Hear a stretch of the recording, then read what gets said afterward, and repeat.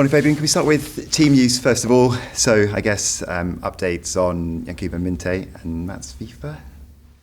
Yeah, Mats Wife won't be available, so he still has an issue with his toe. And regards Minte, we need to have a look. So it's still not perfect, but there's a minor chance that he will be available tomorrow. Is there anyone else new that's out of the game? No, at the moment everyone seemed to be fine. So of course we still have a training session later, but overall it looked quite okay. Before we go any further, reaction to Ruben Amorim leaving Manchester United. Likely not looking much at that match at the moment at the weekend, but I mean it just changes everything, doesn't it, in terms of preparation, not knowing what to expect. Yeah, definitely it will change something regards the preparation, but like you also mentioned in your question, now we have the focus on City, a big challenge, a big game ahead of us, so it should be game by game, and therefore our fully focus is on City.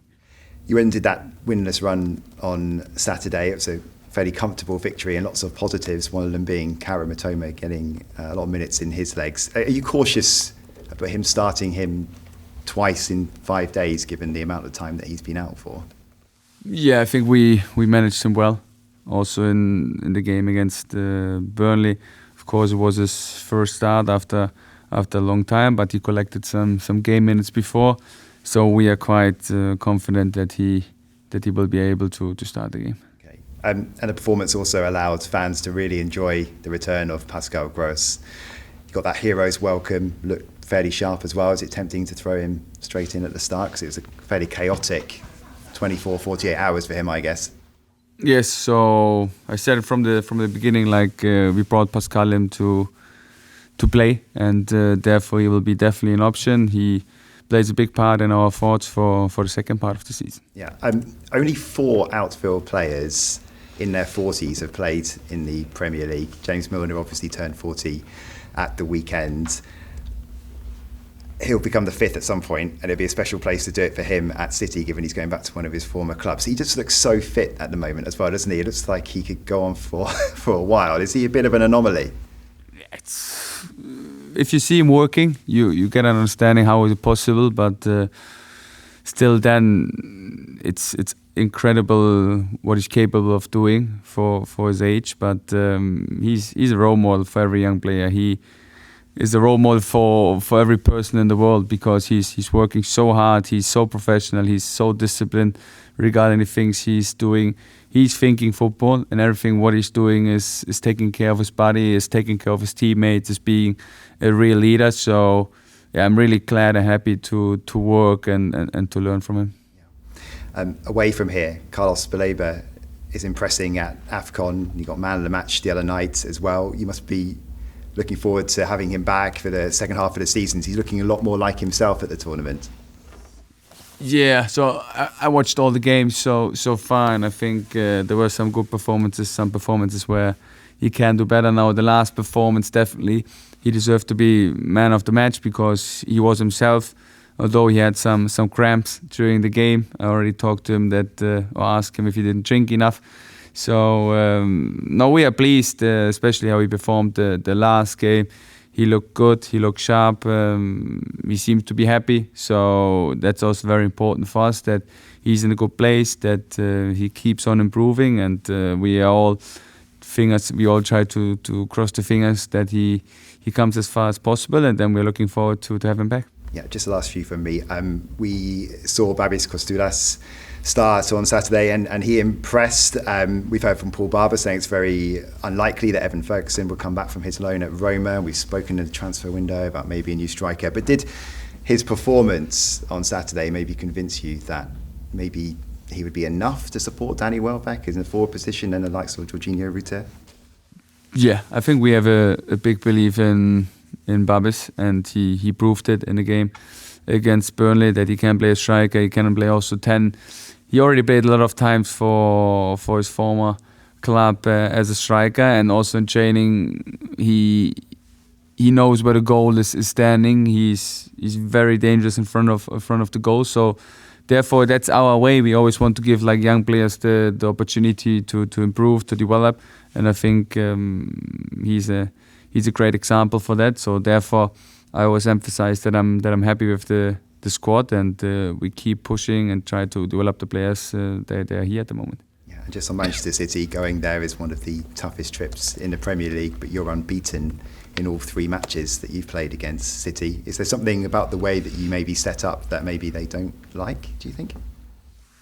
I don't know. I think in some phases we faced them, we were a little bit lucky. Of course, I think you need a little bit of luck against City, but overall I always want to have the belief that we go there and win the games, no matter against who we are playing, and that's how we want to play football. That's how we see football. That's also for what we want to stand as a club. That we are not afraid of playing the big teams. That we have a big belief in ourselves. That we have like big personality, and that's also something what we have to do better when we compare the first half against Arsenal, where we didn't have the belief, where we didn't have like the self-confidence to go there and win this game, and therefore I want to see a change regarding the mindset from our players, regarding how we start the game. But then it's really about us having the belief, the self-confidence, having the trust in your own quality, that you can go there and win this game and beat maybe one of the best teams in the league at the moment. We know we need to work hard for that. We know that we need a little bit of game luck, but we go there and try to face this challenge. Well, Fabian, I guess the good news on that as well is Erling Haaland's not scoring at the moment, so it's brilliant. Maybe it's a good news, maybe it's a bad news. So I think he's always a danger. I think he always creates his chances. Also against Chelsea, he was always very dangerous, very difficult to defend. You can't defend him in 1-against-1 situation, so therefore we need to defend him as a team. We know his quality. We also know that we have good defenders who can stop him. So therefore, it will be a challenge for my defenders and for us as a whole squad to defend him. It will be James Milner's 650th appearance in the Premier League. I know you've previously spoken about him, but what is it he does differently in training to continue this longevity of his career? I think it's not the training session on his own. It's more like how he prepares for the training session, how he regenerates afterwards, what he's doing regarding nutrition, what kind of things he's drinking, what kind of things he's eating, just how he behaves. I think that's the main part why he can carry on like this. So therefore, I just mentioned it. He's a role model regarding his behavior. He's a role model regarding his professionalism. So for me, it's not a surprise that he can carry on like this. Ferdi Kadioglu has been a player that's been impressing a lot of people around the club this season. How impressed are you with him and what he's achieving here? Very impressed, because he came back after a long injury, and that's not easy in a career. So therefore, he came back, he performed strong, he seemed to be very resilient, he has good performances, and therefore we are very happy that he's like a new player, like a new signing for us, and we are happy that he keeps improving and keeps performing like he does at the moment. In terms of Pascal Gross, when he's on the pitch, I know it's only been a few minutes so far, but is it like you've got an additional coach to work with? Yeah, he's another experienced player, another player who really understands the game, and therefore he's also a big help for me. And I think that's always important, that you have like good connectors on the pitch, players who understand the match plan, players who can communicate with others, players who understand the football game. And he's definitely this kind of player who can bring like the match plan we have on the pitch, who understand the game situation, who can read a game, who can, I would say, like define the rhythm of a game. And therefore, yeah, you can say that he's like a coach on the pitch. And just finally from me, in terms of Pep Guardiola, his coaching style, what he's brought to English football, do you take any kind of influence to him? Obviously you were aware of him before you took the job here, but in terms of his coaching style? Yeah, I think I mentioned it already, that for me he's the best coach we have in in the Premier League, and what you see with him, that he's always capable of adapting, of involving the game, of having new ideas, and therefore I think he's a role model for every coach. Fabian, you brought in Pascal. Previously, he was used sometimes like as a right back, but drifting into midfield, sometimes in midfield. He's very versatile, he even played left back at sometimes.